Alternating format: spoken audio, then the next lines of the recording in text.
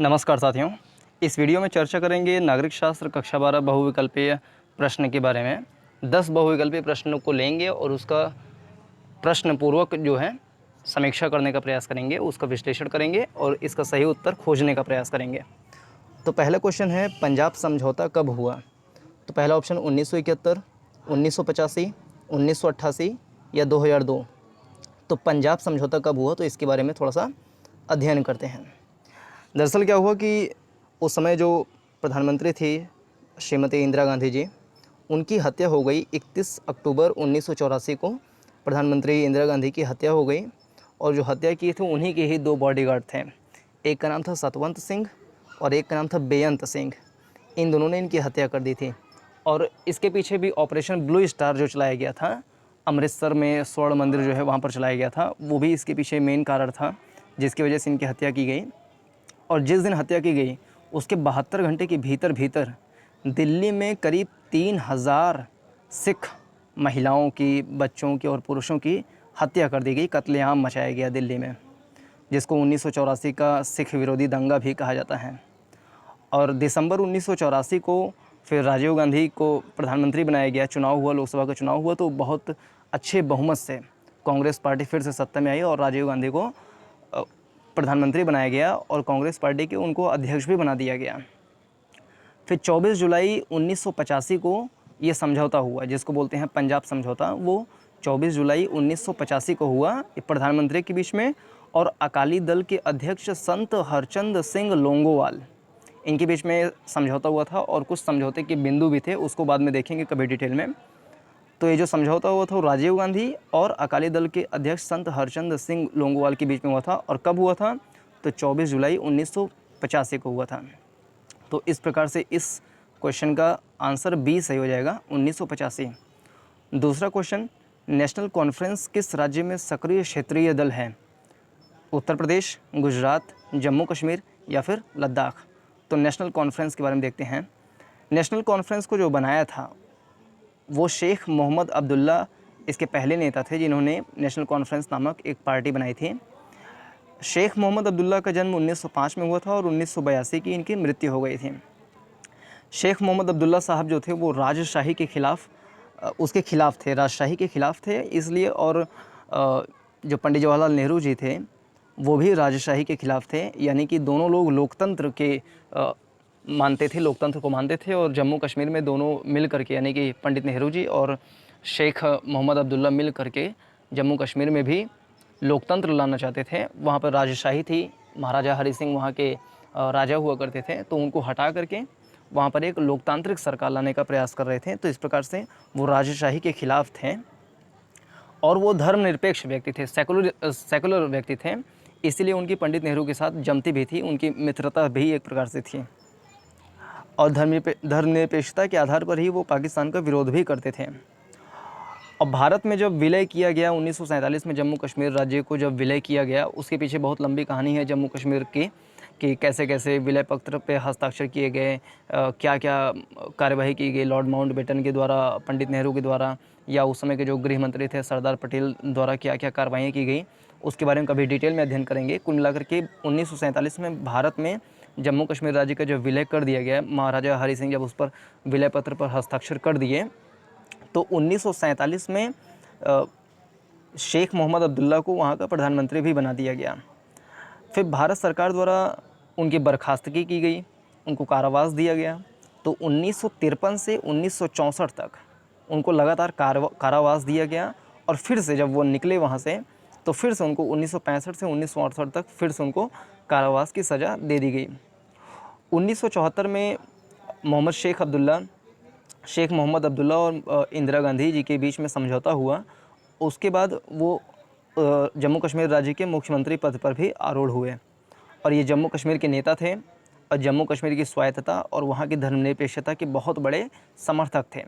तो इस प्रकार से नेशनल कॉन्फ्रेंस किस राज्य में सक्रिय क्षेत्रीय दल है? तो इसका ऑप्शन नंबर सी सही हो जाएगा, जम्मू और कश्मीर। तीसरे क्वेश्चन पे आते हैं, निम्न में से कौन सा राज्य उत्तर पूर्वी क्षेत्र से संबंधित है? नागालैंड, असम, मणिपुर या सभी? तो देखते हैं उत्तर पूर्वी में कौन कौन से राज्य हैं। उत्तर पूर्वी में 7 राज्य हैं मुख्य रूप से। जो नॉर्थ ईस्ट स्टेट्स हैं या नॉर्थ ईस्ट इंडिया है, उसमें 7 राज्य आते हैं उन 7 राज्यों को सामूहिक रूप से 7 बहन कहा जाता है, या इंग्लिश में 7 सिस्टर्स भी कह देते हैं। तो 7 सिस्टर्स में अरुणाचल प्रदेश आता है, नागालैंड, मणिपुर, मिज़ोरम, असम, मेघालय, त्रिपुरा और सिक्किम जो है ये नॉर्थ ईस्ट में नहीं आता है, लेकिन नॉर्थ ईस्ट का भाग इसको मान सकते हैं। लेकिन पूरी नॉर्थ ईस्ट में अगर देखा जाए तो ये जो 7 राज्य दिखाई दे रहे हैं ऊपर के, ये पूरी तरीके से नॉर्थ ईस्ट में आते हैं और इनको संयुक्त रूप से 7 बहन भी बोला जाता है, 7 सिस्टर्स बोला जाता है।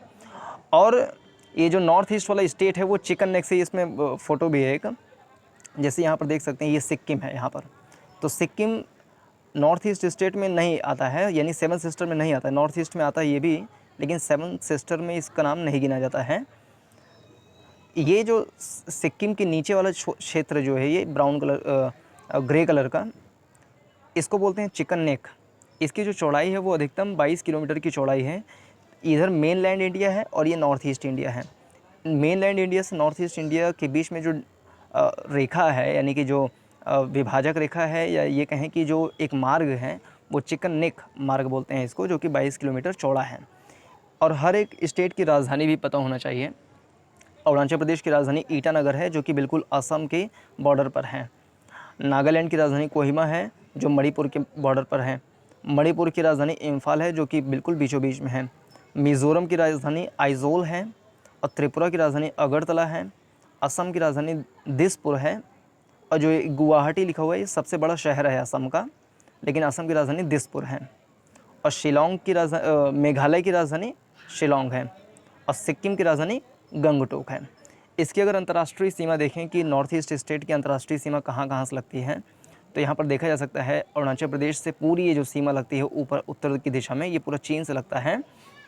और ये चीन और अरुणाचल प्रदेश के बीच का ये जो सीमा रेखा है, इसी को मैकमोहन रेखा भी बोला जाता है। अगर इधर पूर्व में देखें, अरुणाचल प्रदेश, नागालैंड, मणिपुर और मिज़ोरम से लगती हुई सीमा, जो पूरी लंबी सीमा है, ये म्यांमार से लगती है।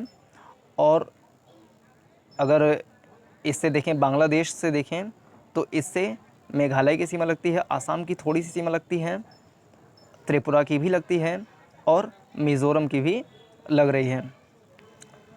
तो इस प्रकार, और यहाँ पे देखें तो भूटान से भी अरुणाचल प्रदेश और असम की सीमा लगती है, भूटान से भी। तो नॉर्थ ईस्ट का अगर हम अंतर्राष्ट्रीय सीमा देखें तो चीन से, म्यांमार से, बांग्लादेश से और भूटान से लगता है। अगर सिक्किम को भी ले लें तो सिक्किम भूटान से, चीन से और नेपाल से सीमा साझा करता है। अगर नॉर्थ ईस्ट स्टेट की जनसंख्या देखें तो करीब 4.5 करोड़ की जनसंख्या है, और ये भारत की कुल जनसंख्या का करीब 4% है। 2011 की जनगणना के अनुसार देखें तो 121 करोड़ भारत की आबादी है। उस हिसाब से देखें तो 4.5 करोड़ की आबादी नॉर्थ ईस्ट स्टेट में है, मतलब कि 4% कुल भारत की आबादी का वहाँ पर निवास करती है। तो इस प्रकार से तीसरे क्वेश्चन का आंसर हो गया डी वाला, उपर्युक्त सभी, यानी कि नागालैंड, असम, मणिपुर, ये सारे राज्य नॉर्थ ईस्ट स्टेट में पड़ते हैं। चौथा क्वेश्चन, असम गण परिषद किस राज्य से संबंधित है? तो असम से, केरल से, या त्रिपुरा से, या मिज़ोरम से। तो चौथे क्वेश्चन का आंसर देखते हैं कि असम गण परिषद जो है मुख्य रूप से एक पार्टी है, राजनीतिक पार्टी है, क्षेत्रीय राजनीतिक पार्टी है, यानी कि रीजनल पॉलिटिकल पार्टी है वो। इसके बारे में थोड़ी सी कहानी समझ लेते हैं। असम में क्या कि वहाँ पे क्षेत्रीय आकांक्षाएं इतनी ज़्यादा हैं, इतनी ज़्यादा रही थी इतिहास में, कि वो बांग्लादेश से आने वाले शरणार्थियों का एक प्रकार से विरोध करते थे। वहाँ की अपनी सांस्कृतिक, अपनी भाषाई विविधता के लिए, उनके संरक्षण के लिए असम के लोग ये नहीं चाहते थे कि किसी दूसरे स्थान से वहाँ पे लोग आकर के निवास करें। इसलिए करीब 6 साल तक लगातार वहाँ पे बाहरी लोगों के लिए संघर्ष होता रहा, बाहरी लोगों के विरुद्ध आंदोलन होता रहा। तो 1979 से 1985 तक लगातार शरणार्थियों के लिए या बांग्लादेशियों के लिए विरोध होता रहा कि वो लोग यहाँ पर आकर के निवास ना करें। और 1979 में जब विरोध हुआ तो इसका जो कमान है वो आसू नाम की एक संगठन है, जो कि एक छात्र संगठन है। आसू का फुल फॉर्म देखें तो ऑल असम स्टूडेंट्स यूनियन, ये एक प्रकार का छात्र संगठन है जिसने इसके विरोध को आरंभ किया था। और ये 1985 तक आसू ने इसका विरोध करते रहे। और उस समय जब राजीव गांधी प्रधानमंत्री बने थे 1984 को, जब इंदिरा गांधी की मृत्यु हो गई थी, उसके बाद जब प्रधानमंत्री राजीव गांधी बने थे, तो उन्होंने आसू के साथ 1985 में समझौता किया कि इस प्रकार के जो विरोध प्रदर्शन हो रहे हैं उसको ना किया जाए, या क्षेत्र में शांति थोड़ी सी बहाल की जाए। उसके बाद आसू नाम का जो संगठन था, ऑल असम स्टूडेंट्स यूनियन, अभी भी ये संगठन है, असम में काम करती है। और उस समय असम गण संग्राम परिषद, ये दोनों विलय हो गए, मिल गए और मिल करके असम गण परिषद नाम का एक क्षेत्रीय राजनीतिक संगठन का निर्माण किए। और उसके जो पहले अध्यक्ष बने उनका नाम था प्रफुल्ल कुमार महंत। और उस समय जब इसके जो पहले सीएम बने असम के, वो भी असम गण परिषद के ही सीएम बने थे। 1985 से 1989 तक वहाँ के सीएम जो रहे थे वो असम गण परिषद पार्टी के ही थे। फिर 1996 से 2002 तक फिर से असम गण परिषद के चीफ मिनिस्टर वहाँ पर रहे थे। और वर्तमान में देखें तो 2016 से 2021 तक के लिए भारतीय जनता पार्टी के एक नेता सर्बानंद सोनोवाल जी वहाँ के इस समय मुख्यमंत्री हैं। तो इस प्रकार से असम गण परिषद किस राज्य से संबंधित है? तो चौथे का आंसर हो जाएगा ऑप्शन नंबर ए, असम से संबंधित है। पांचवा क्वेश्चन, किस राज्य में बोडो आंदोलन चलाया गया? तो पहला ऑप्शन उत्तराखंड, केरल, असम या फिर बिहार। तो बोडो आंदोलन क्या है? बोडो आंदोलन मुख्य रूप से नॉर्थ ईस्ट में चलाया गया था। वो ब्रह्मपुत्र नदी जो बहती है वहाँ पे, जो कि अरुणाचल प्रदेश से असम में होते हुए फिर मेघालय से होते हुए वो निकल जाती है बांग्लादेश में जाकर के, फिर बंगाल की खाड़ी में मिल जाती है ब्रह्मपुत्र नदी। तो ब्रह्मपुत्र नदी के उत्तर दिशा में कुछ क्षेत्र था, जैसे यहाँ पे देख सकते हैं ये असम है, तो यहाँ पे ब्रह्मपुत्र नदी ऐसे बह कर के आती है। इसके उत्तर दिशा में यहाँ पे कुछ क्षेत्र है, उसको मिला करके, जैसे 2-3 शहर हैं, उसको मिला करके एक स्थान बनाया गया जिसको बोडोलैंड की संज्ञा दी जाती है। तो बोडो आंदोलन वही था। यहाँ पे लिखा हुआ है पूरा कि बोडो जनजाति वहाँ पे रहती है, असम में बोडो जनजाति रहती है, उनके द्वारा ब्रह्मपुत्र नदी के ऊपरी हिस्से की मांग की जा रही थी कि उसको मिला करके एक अलग बोडोलैंड की स्थापना की जाए। बोडोलैंड एक अलग राज्य या एक अलग राष्ट्र की मांग इस प्रकार से की जा रही थी, यानी कि एक प्रकार से पृथकतावादी या क्षेत्रवादी नज़रिया उस समय देखा जा रहा था। तो 27 जनवरी 2020 को, अभी 27 जनवरी 2020 को ही जो केंद्रीय गृह मंत्री श्री अमित शाह जी हैं, उनकी मौजूदगी में एक समझौता हुआ, बोडो समझौता जिसको बोला जाता है। इसमें 3 त्रिपक्षीय समझौता था। एक पक्ष था भारत सरकार, एक पक्ष असम राज्य की सरकार थी और तीसरा पक्ष बोडोलैंड आंदोलन के जो उग्रवादी नेता थे। ये तीनों मिल करके बोडो आंदोलन किए। अब बोडो आंदोलन की क्या क्या शर्तें थी, क्या क्या बातें थी, उसको कभी डिटेल में चर्चा करेंगे। लेकिन इससे पहले ये जान लें कि जो 27 जनवरी 2020 को बोडो समझौता किया गया अमित शाह जी के मौजूदगी में, उससे पहले 2 समझौता और हो चुका था। जो सबसे पहला समझौता था वो 20 फरवरी 1993 को किया गया था, जो कि गवर्नमेंट ऑफ इंडिया और ऑल बोडो स्टूडेंट्स यूनियन यानी आपसू ABSU के बीच में किया गया था। सबसे पहला समझौता 20 फरवरी 1993 को। और दूसरा समझौता फरवरी 2003 को किया गया था गवर्नमेंट ऑफ इंडिया और बोडो लिबरेशन टाइगर्स फोर्स यानी BLTF के बीच में। तो इस प्रकार से इसके पहले 2 समझौते हो चुके थे और तीसरा समझौता 27 जनवरी 2020 को किया गया था। तो प्रश्न में पूछा गया है कि सबसे पहला समझौता कब किया गया था? तो उसका आंसर हो जाएगा 20 फरवरी 1993 को। तो इस प्रकार से